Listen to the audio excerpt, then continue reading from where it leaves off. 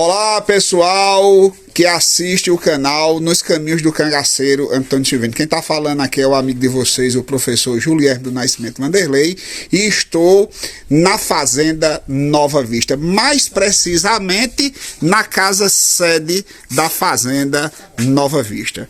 Estou aqui com o amigo Daniel Duarte, presidente do Instituto Histórico e Geográfico do Cariri Paraibano e um dos mais importantes integrantes do Instituto, nosso amigo Nivaldo Maracajá, representante da família Maracajá, não é? E começo perguntando a Daniel Duarte. Daniel Duarte, qual é a importância da Fazenda Nova Vista para a história do Cariri da Paraíba? Julierme, essa fazenda ela tem várias importâncias, né? Ela tem uma importância ambiental, pelo fato de ser uma fazenda que tem a sua vegetação de caatinga relativamente ou bastante preservada. E só para lembrar que nós estamos na região semiárida, no bioma caatinga, ambiente em processo de desertificação e no segundo lugar mais seco do Brasil, depois da região lá do Raso da Catarina, né? Então, o fato de ter essa vegetação ainda preservada, numa área relativamente extensa, já torna essa propriedade de uma importância assim, ambiental bem expressiva.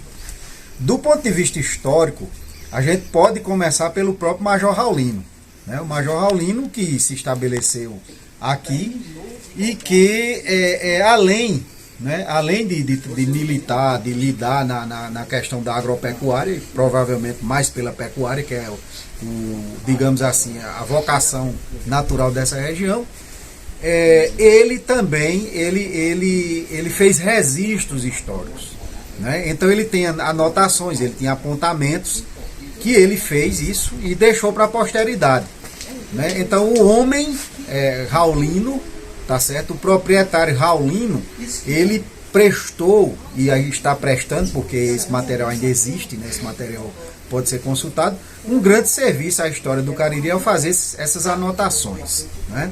A outra questão histórica é a própria construção da propriedade, né?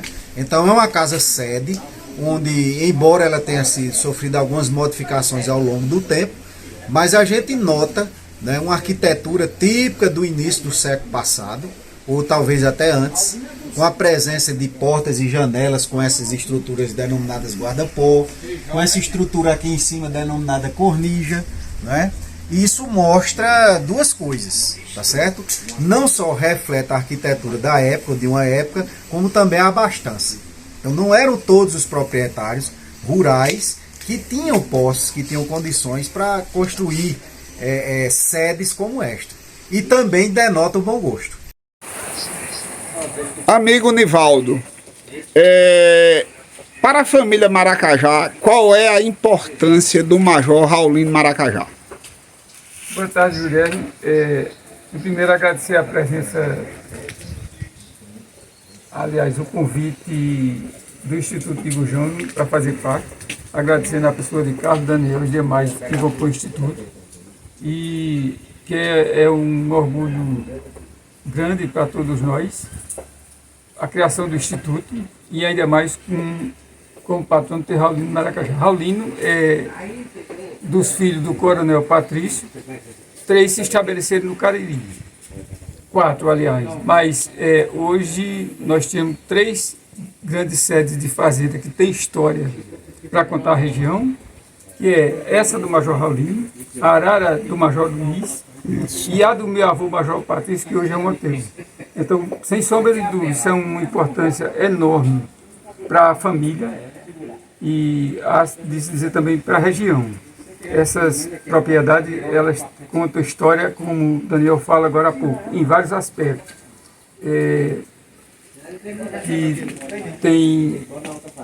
Que viveram os antepassados aqui. Então eu, como membro hoje do Instituto de Gujão e também do Instituto de São João, estou muito feliz em estar aqui e infeliz também por ter tido a homenagem da família para a criação do Instituto e também para toda a região do Cariri. Então essas propriedades antigas, elas têm passa por ela a história de uma época do Cariri paraibano tudo.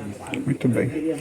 E agora vamos falar agora sobre o Cariri Cangaço, né? Como todo mundo sabe, o Cariri Cangaço é um movimento que está em mais de 7 estados da região Nordeste. Um movimento que tem a finalidade de contar a história do cangaço, mas não só a história do cangaço, mas de todos, né? De todas aquelas figuras, de todos aqueles personagens que participaram de maneira indireta ou direta do cangaço. E eu quero perguntar ao nosso presidente do Instituto Histórico e Geográfico do Cariri. Daniel, hoje temos uma parceria com o Cariri Cangaço? Certa que nem beijo de bode. A parceria pode ser denominada assim. Muito bem. Porque assim, Julierme, é importante esse resgate, né? E essas ações do Cariri Cangaço aqui na região, pelo seguinte, você, com muita propriedade, sabe da passagem de Antônio Silvino, aqui no Cariri, né? Nós tivemos uma passagem também muito curta do grupo de Lampião, não de Lampião, mas do grupo Lampião, principalmente representada por Moderno, né? A gente pode dizer também que Curisco, quer queira, quer não, residiu um tempo no Cariri, na região de Monteiro, né? Então tem essa proximidade com a região do Pajeú, com a região do Mochotó de Pernambuco. Mas existem outros desdobramentos, né? Então a gente tem o cangaço propriamente dito, representado por Antônio Silvino, a gente tem o cangaço representado por uma parte do grupo de Lampião, principalmente naquela região São João do Tigre, São Sebastião do Buzeiro, né? Mas nós tivemos também o episódio como a Guerra de 12, capitaneada pelo Augusto Santa Cruz, né? Nós tivemos dessa questão de 12, com o fato das polícias das forças de Pernambuco e Paraíba se unirem, a fuga, né, de Santa Cruz para a região do Ceará, mas alguns dos seus membros permaneceram aqui na região, né? Então, por exemplo, eu tenho um registro de um dos seus cabras, que era assim que era chamado, né, os cabras do Coronel Augusto Santa Cruz, chamado Generino.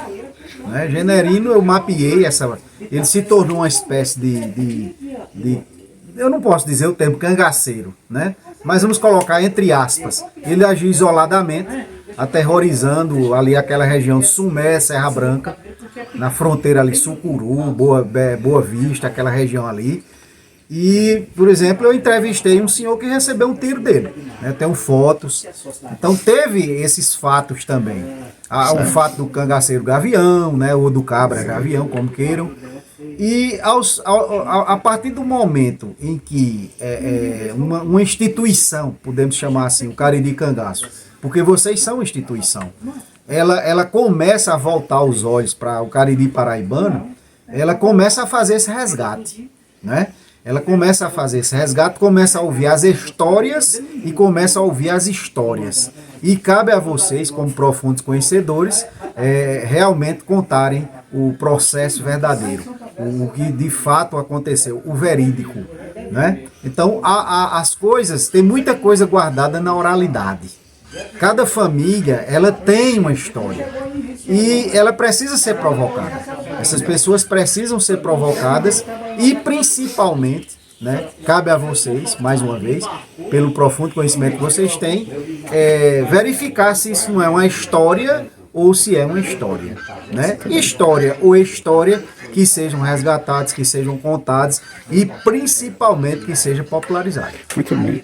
E eu quero agora, Daniel, que você convoque todos os estudiosos e também aquelas pessoas que não são estudiosas da área para participar no dia 19 de agosto do primeiro seminário Cariri Cangaço Serra da Borborema Gujão. E eu queria que você fizesse, como presidente do Instituto Histórico e Geográfico do Cariri Paraibano, esse convite.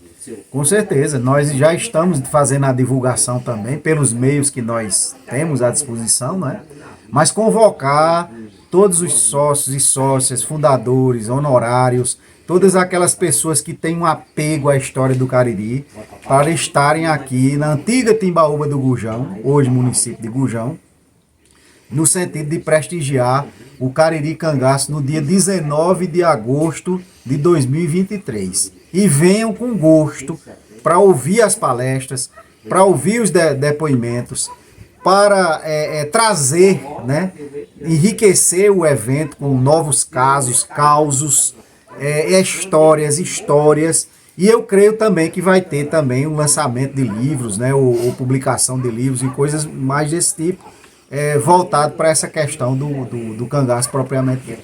Então pronto. Então, pessoal, como eu sempre digo e termino meus vídeos, sigamos nos caminhos do cangaceiro Antônio Silvino.